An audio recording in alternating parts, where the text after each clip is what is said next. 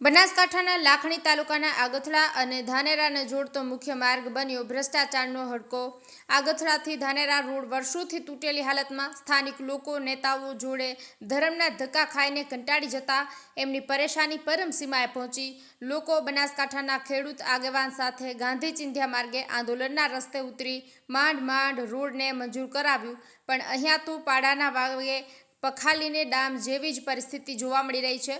Road મંજૂર થવા છતાં રોડની કામગીરી ચાલુ ન થતાં ફરીથી સ્થાનિક લોકોએ આંદોલન ઉપર ઉતર્યા તો માંડ રોડનું ખાતમુહૂર્ત થયું, પણ ફરીથી એક સાધો ત્યાં 13 તૂટે એવી પરિસ્થિતિ આવીને ઊભી રહી। ખાતમુહૂર્ત થયા પછી થોડા જ દિવસોમાં કામ બંધ થઈ ગયું। 1 વર્ષથી પરેશાન થઈને સ્થાનિક લોકો તગારા પાવડા સાથે જાતે કામગીરી કરવા રોડ ઉપર ઉતર્યા તો ત્યાં પોલીસ આવીને આગેવાનોની અટકાયત કરી રોડની માંડ કામગીરી ચાલુ થઈ। તો હવે આગથડાથી ધાનેરા રોડને સમતલ કર્યો।